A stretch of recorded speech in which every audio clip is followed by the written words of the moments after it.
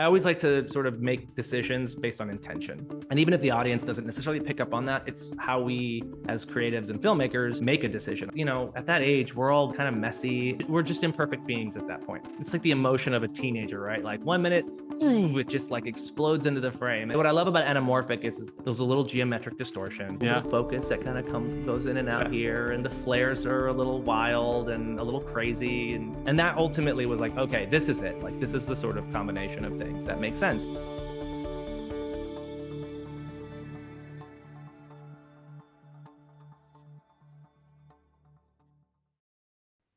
Hi, I'm Chad Anderson of Filmmaker U, filling in for Gordon Burkell. At Filmmaker U, we create courses for film professionals to deepen and diversify their skill set. You can learn more on filmmakeru.com or follow us on Instagram at filmmaker_u. Every week, we have the opportunity to interview a film professional, and this week we are delighted to be joined by cinematographer Ricardo Diaz, who's worked on episodes of Stranger Things, the HBO series Winning Time, and most recently, the Netflix teen comedy Incoming. Welcome to the show, Ricardo. Appreciate you being here and joining us for a few questions. Thank you for having me. Happy to be here. I'm always interested, as people get involved in the world of production or post-production, how they arrived at their career. There are so many careers to go into in film, whether it be directing, whether it be editing, whether it be lighting or cinematography. In your case, being a cinematographer or a director of photography, what drew you to that? I grew up in a small border town. There wasn't a ton to do. My family, my dad especially, are just big fans of movies. So it was, movie marathons every weekend. And that's kind of what, watching movies and having that shared experience with both my family and others in a, dark, quiet place it was also air conditioned in South Texas. That's it's a really big deal. But I just loved movies, and I knew I wanted to do something in movies. At first, I thought it was to be a performer because I was young and it's front facing. It's kind of all and then, eventually, I've learned what a director does because they're the other person that they talk about. So I wanted to direct, and that really was exciting. It had most of what I really enjoyed about making stuff at home with my dad's Panasonic, VHS shoulder cam. And it wasn't until, I rewatched like my favorite movie of all time, Donner's Superman, the movie, where I caught that the movie's dedicated to someone. And then I, went to AOL keyword, started looking up, well, who is this guy, scouring the internet? Like, what does he do? And why did he get like the whole movie named in his memory? So yeah, I found out what a cinematographer did. And that was kind of it. It really sparked to me that the aspects of directing that many directors do take on, the photography side, the creating the vision, the sort of magic trick of it all, right? Making you believe a man can fly. That aspect of it, I realize, is clearly and specifically the purview also of the director of photography, the cinematographer. And so that was when I realized that I could just do that and be creative, but also be kind of a technician. That really appealed to me because it felt like it was something I could do in my house or at school. I could get a camera, I could cut and just work on lighting and how things looked. I didn't need actors. I could just photograph anything. So yeah, that was it. And then I'm one of the lucky few who got to actually use the degree that they went for. I went into undergraduate saying, I'm the cinematographer of all of the shorts and everything. I'll take all the other classes because I have to, but this is what I want to do. I really focused heavily on that. And then I got my graduate degree in it. And then, so I just pursued it very pointedly. I let everybody know around me who would listen, even if I was hired on as a PA, as an intern, whatever. It's like, I want to be in camera. I want to be a cinematographer. And I just went after it. I've been a camera person for 30 years, and I fell in love with cinema. I heard there was free film school in France, and I wanted to get into the French film school. I really didn't know anything at the time, but I knew at least how to take pictures. So I said, I'll try for the image department. And then when I miraculously got into the French film school, I fell in love with working with the camera. You're following what's going to be in the movie. So that immediacy that the camera allows is what I loved from the beginning. I'm Kirsten Johnson, and this is my course about documentary cinematography.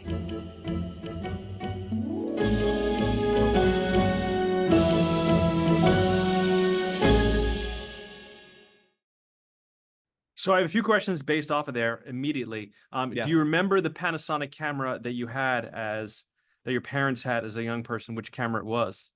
I have pictures of it, and I used to remember the model number, VHS?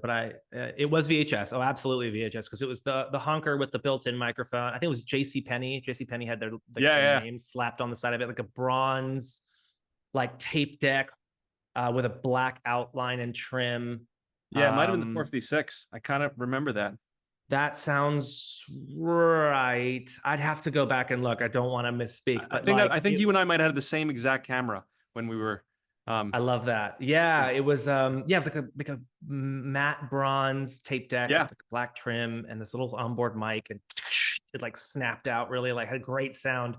Like slide the button that said like eject, and you'd have to press like a red thing and slide it, and it's very satisfying. So as a Superman fan, as a Donna Superman fan, the new Christopher Reeve documentary that's coming out. Can't wait. You seen?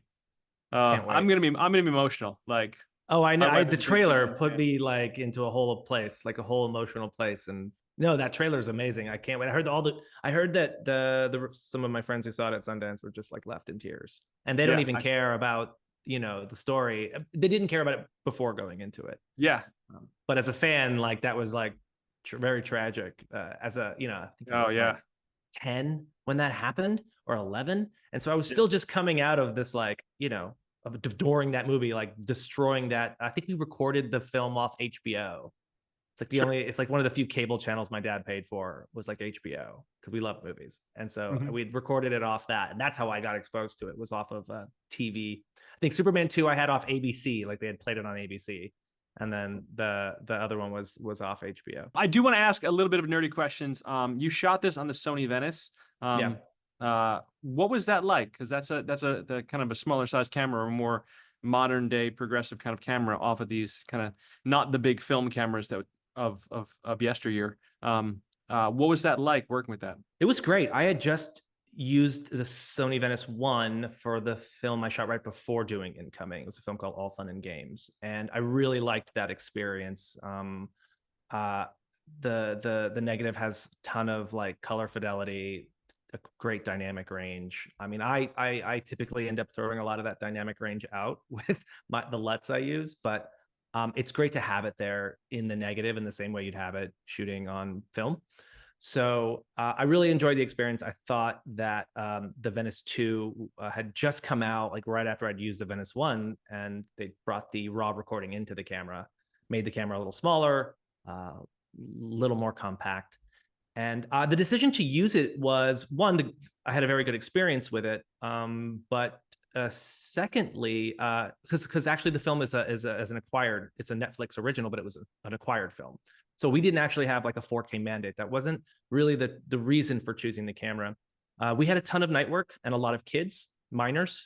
We actually cast in Incoming, John and Dave Chernin were really smart in casting, 15-year-olds as 15-year-olds, which is crazy to think, but is rarely done. Yeah. In this kind of movie, because of the material that the comedy, the kind of comedy that we are going after. Sure. I always think of like the 80s teen comedies where they're all like 35 and they're playing 16-year-olds. Yeah. So one of the big challenges, going into it, knowing that we were doing it in the summer while they were off school, was actually that we have very little night to work with.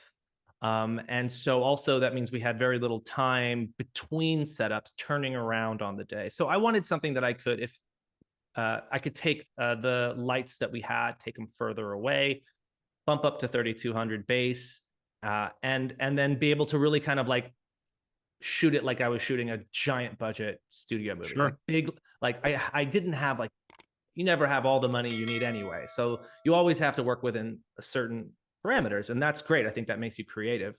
And this movie certainly made me creative in that way. I wanted to shoot at those exterior night scenes with the kids at base 3200, take some of our lights further away and get a little more out of them. And that was huge for me, because like we really only had let's see, they pumpkin at midnight, miners pumpkin at around, 11 something. So, and in the summer, nightfall, really like true night outside isn't until like 9:15 Yeah. in Southern California. So yeah, we had like this 30-ish plus hour window to work with them. And that was a big reason for choosing that camera system. And it performed beautifully. And I find myself reaching into that camera on commercials now too. I have a nice, healthy relationship with both Ari and with Sony at their cinema cameras. I interchange them depending on my mood. Yeah, I haven't touched that camera yet, but I'm kind of excited to see how it operates. Yeah. I noticed in this film in Incoming that there's what I would think is a kind of a heavy-handed use of orange and teal. Everybody loves this kind of orange and teal look. The darks have a lot of teal in it. There's a lot of that there. Was that in the LUT, or was that in the lighting, or was that in post? That was, I would say that I think what you're responding to more than anything is that I had a very cool night look. And then and I think that, well, the reason for that was we wanted to tell this story a little differently. I feel like a lot of high school comedies present high school as this very dangerous and the students or the protagonists aren't fans of it. I really wanted to show high school is not a scary place. So all the stuff early in the film is really warm, and that was just color temperature along with the LUT. The LUT has a beautiful like skin tone, and I think when you start pushing that color temperature up, it starts to like put it in a really nice warm place. And so all the high school stuff, I really like pushed it warm. I wanted you to feel that. And then we threw in cool colors in wardrobe to help give you some of that color contrast. And then at night, that's where you start to see the blue and the blacks. And it was when we like seeing that contrast between, and those two colors complement each other, the day and then the night, is where I think you're really responding to like the teal warm thing. Because if you go back and look at the night work, a lot of the skin, especially outside in the pool area, is actually quite, I wouldn't say it's neutral, but it's airing a little on cool. And then we have just little hits of like tungsten, practical lights in the background. But that was really it. I mean, the LUT definitely helps with that, but it was more, the idea was more, I want high school when we're there to not feel like this, torturous place. These are freshmen. The world is in front of them. This is supposed to be a place where anything can happen. Yeah. And then the night party, I think it just complements it well to be pushing it into that teal world. I've visited, but I haven't spent a long enough time in Southern California, but it does have a very California feel. The whole look has a very kind of, warm Hollywood, California feel. You're influenced by where you are often. I made a movie in Canada and the whole thing was cool. And I couldn't, even the day work, middle of the day, evening, I was always kind of pushing skin tone cooler. I don't know, it's just something about it. Yeah, you get kind of immersed in it. I read that you shot this predominantly with anamorphics. What attracted you to anamorphics for both your primes and your zooms?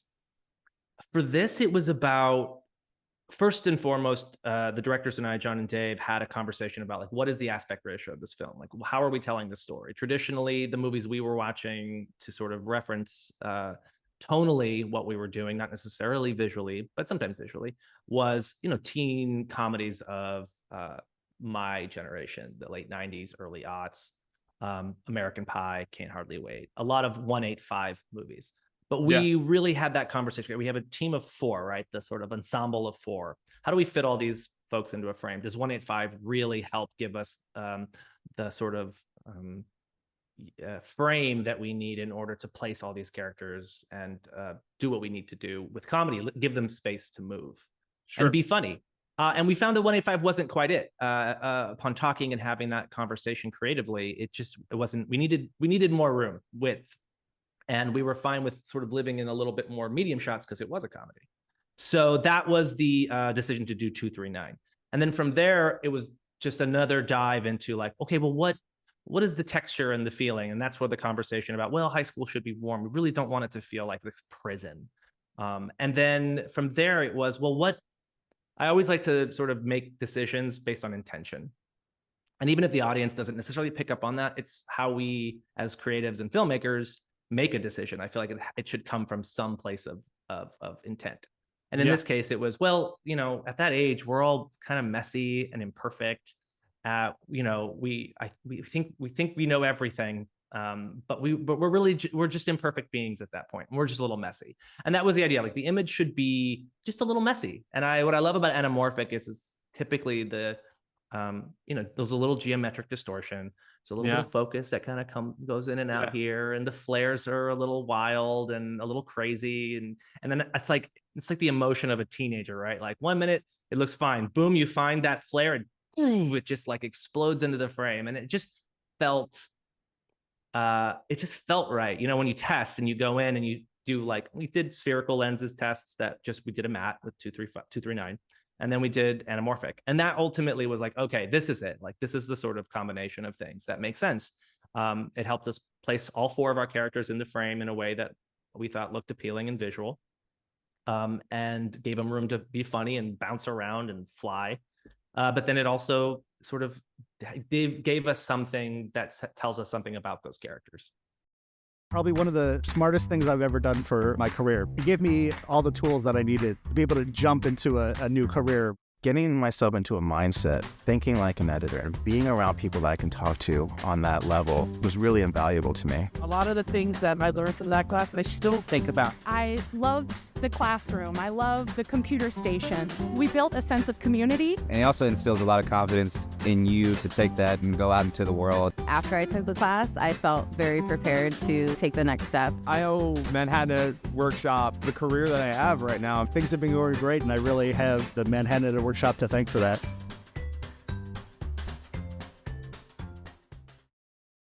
There's a quote that a friend of mine said a long time ago. We were talking about music, and we're talking about different genres of music, whether it be heavy metal or punk rock music or whatever it may be. And you look at this, and he said, it just resonates with me still to this day. He said, you know, there's a kid turning 15 years old every single day. Every single day there's a kid turning 15 years old, and this is that for them. You know, this music is that for them. And I feel like this is, you know, for the kid turning 15 years old today, this is their teen comedy movie. This is their, you know, this is the, you know, you talked about American Pie, you talked about Can't Hardly Wait. You know, I think about 16 Candles or Pretty in Pink. And, you know, I think about these movies that are, you know, the movie of your teen years, the movie of your high school years, the movie that represents your generation. And, you know, it is that kind of wild chaos of kind of figuring out who you're going to be and figuring out your life and how all those things work. So it's kind of fascinating, that idea. That was what we were going for. We were, you know, a lot of us, again, you know, we talked about some of the movies in our creative conversations that we loved, and it's amazing how many of those movies really stick with you. And we just wanted to do our, John and Dave like to say, like, we wanted to do it before we got too old, right? Sure. And I think what we do wisely in the movie is we avoid sort of modern teen slang in the hopes that it doesn't date it too much. I mean, there's some stuff in there that definitely pegs us, but the slang doesn't. And I think I'm hoping that makes it, just gives it a little bit longer legs so that more people can enjoy it. So it's not totally pinned to just this 2 or 3 years because we used a few, you know, words or slang that happened to be appropriate for that time. But I thought that was a nice touch and a smart move on their part. So in terms of John and Dave, the Chernins, tell me about how much freedom you were given in terms of making choices. I'm always interested in the relationship between the director and the DP, about how loose they let you go and how much you can kind of change the whole dynamic of, you know, a production or a scene. Where were moments that you were given, you know, kind of carte blanche to say, hey, let's try it this way? Yeah, I mean, John and Dave this is their first feature, but it is not their first time as filmmakers. You know, they wrote for many years on It's Always Sunny in Philadelphia. They were EPs on that show as well. Then they went on and ran a show on Fox called The Mick. So they're filmmakers, but this is their first foray into a feature-length movie. And so they knew what, if they hired the right people, that you can trust them and you can give them a little bit of freedom in what they do. And I love directors that do that. And they gave me a lot of leeway, but at the same time, they did it while having conversations that guided it, right? So it always kind of felt like they were like leading me to say the thing that they may have wanted to say, but didn't need to say it because they hired the right person because of like the conversations we had in the hiring process. And they knew that I was on the same page with some of the references, some of the same movies that we all loved, and I think that trust and in both their decision making to hire me, but then in also my skills and talent was amazing. They're really smart about that, but at the same time, like they want to have shot lists. They want to be really involved in that. I bring a lot to the table. They bring a lot to the table. The shot list becomes the best of that conversation, whatever that may be. Mm-hmm. In terms of lighting, they talk much more sort of macro. This is kind of what we like. And we talk about it together. Like I said, we sort of described what the color and we talked about quality. We talked about texture. I even talked about contrast, how contrasty is the party. A lot of movies in this genre, not all of them. There's some absolutely gorgeous. Booksmart is a great example of a beautiful looking, teen dramedy. But a lot of them tend to be photographed a very specific way. You see a lot. We wanted to honor some of that, but the party we really kind of went and just had fun with color and sort of some style.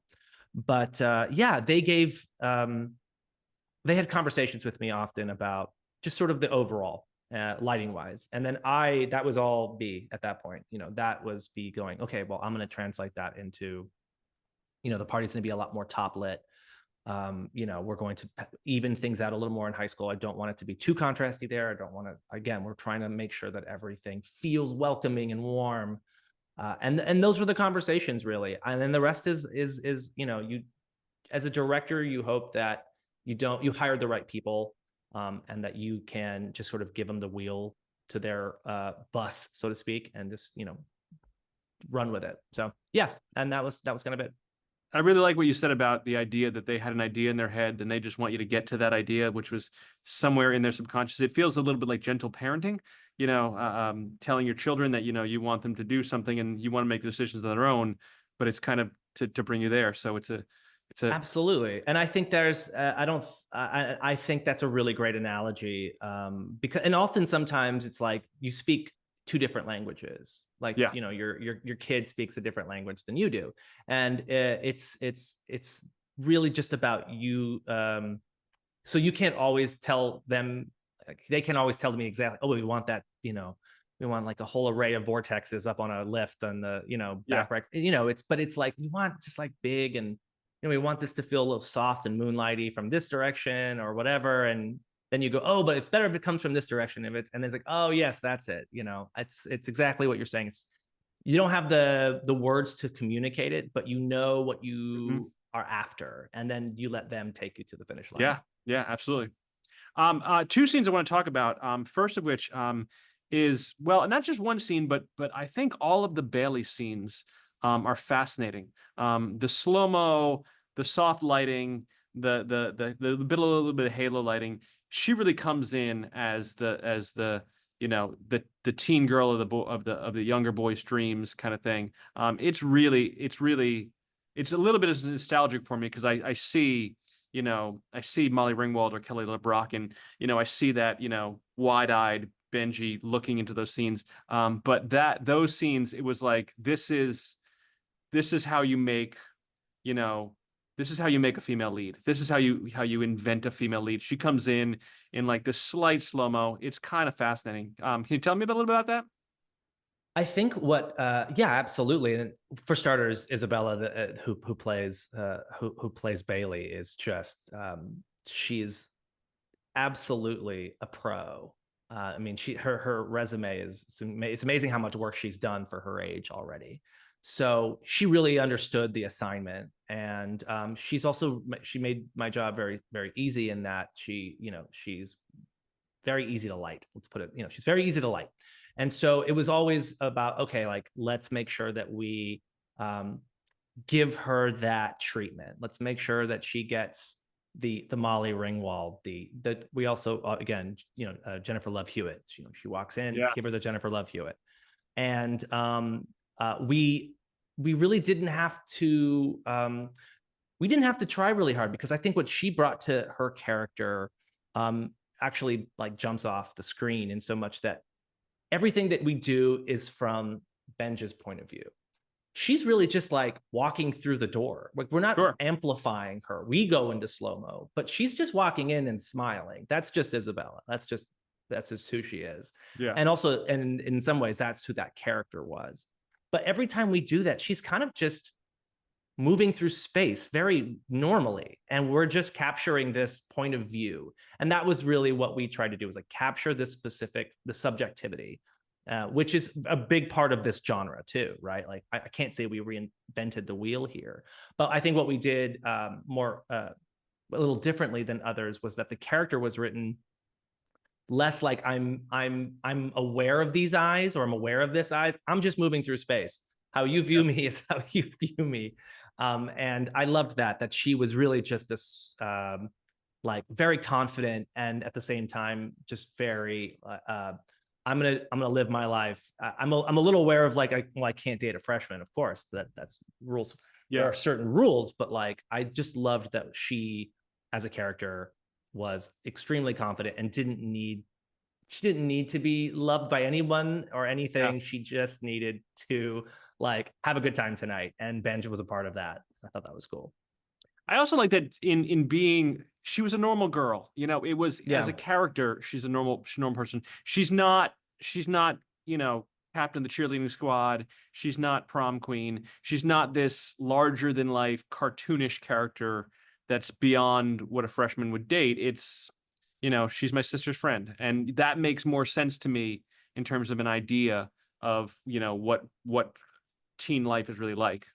Yeah, she was just moving through space. That's kind of like, you know, how I saw it. It's like, this is just a high school person who's living and going to a party from time to time, but just living their life, trying to figure it out themselves. They weren't someone like you're saying, like they weren't, oh, it's like right before they go to Harvard, or it's right, you know, they're the student class president. They're just someone at school, just someone. Yeah, she wasn't unapproachable, you know. Yeah. Exactly. She wasn't unapproachable. And I love that about the way she was written.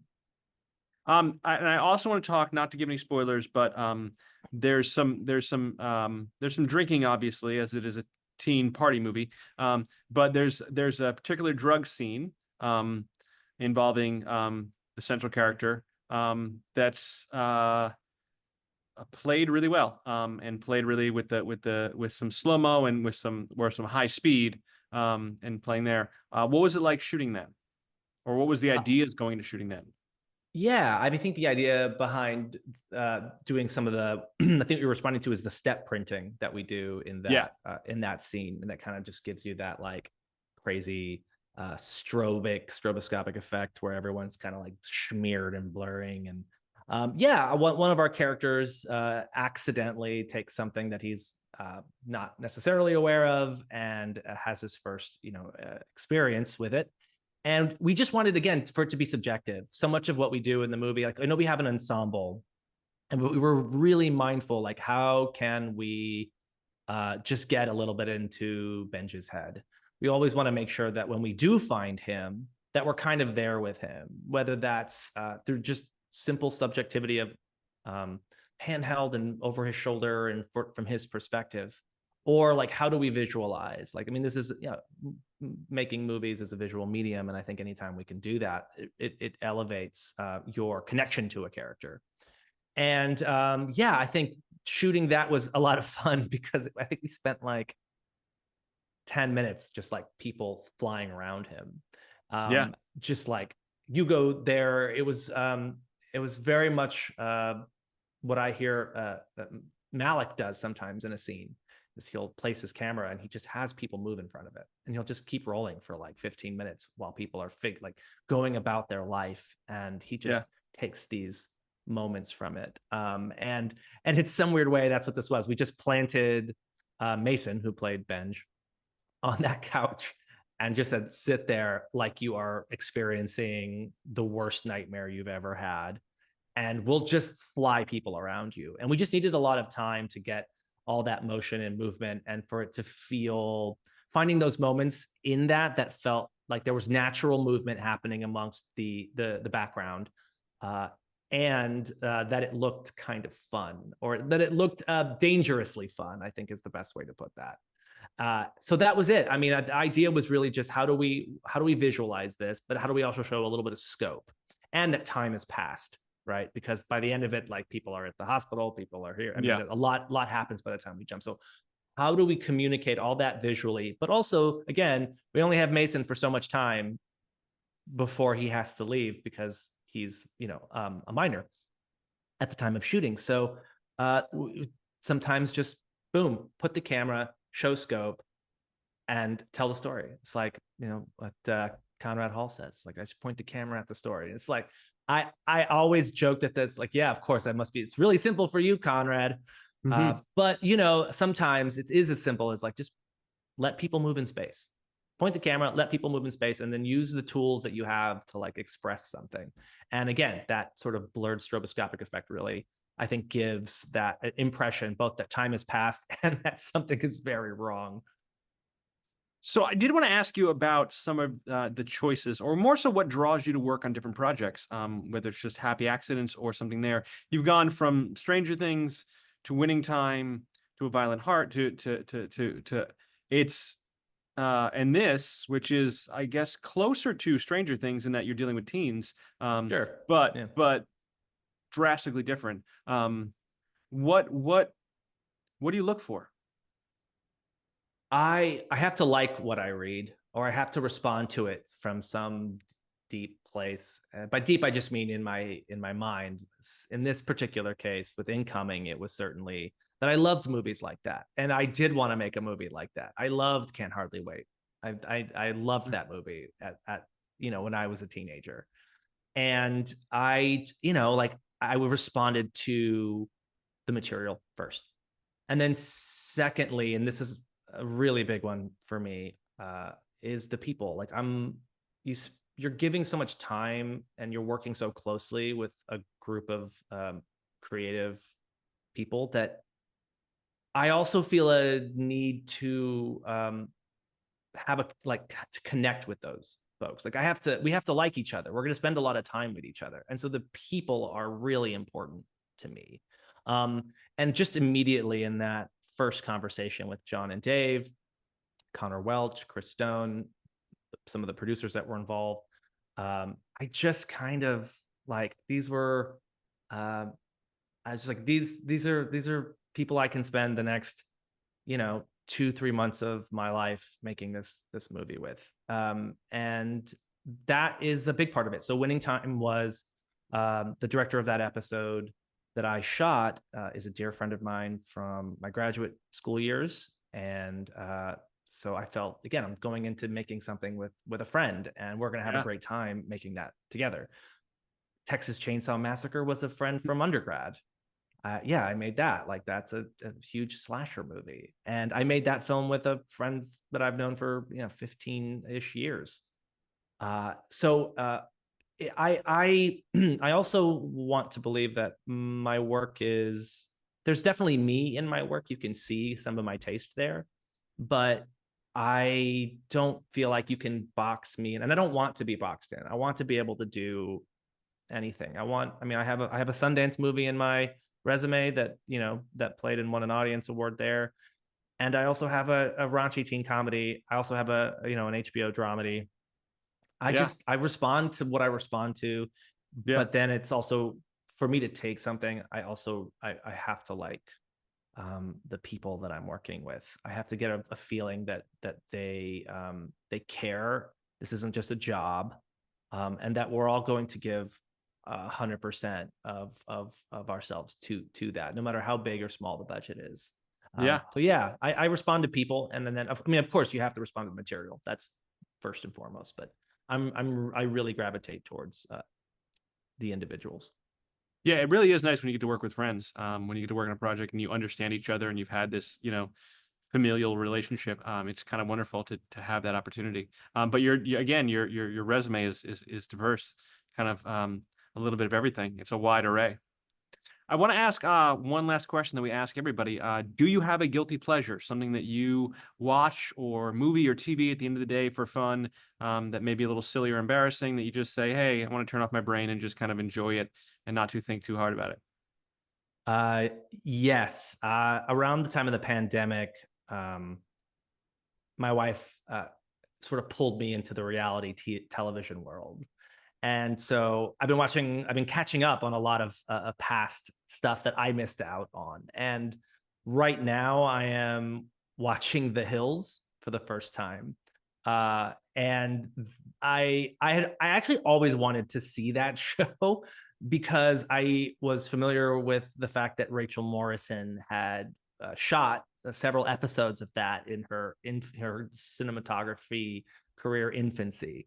And I just, that along, I think, with just, you get to turn your mind off. Oh, I just also, when that show was shooting, the very first couple seasons was when I had moved to Los Angeles. So it's this bit of a like time capsule of sort of those first few years that I lived here. And so I'm really enjoying watching The Hills right now. It has been a absolute guilty pleasure. My brain can be completely turned off. I can make fun of the fact that like I also ate at Geisha House. That was a sushi restaurant for a minute here in Los Angeles.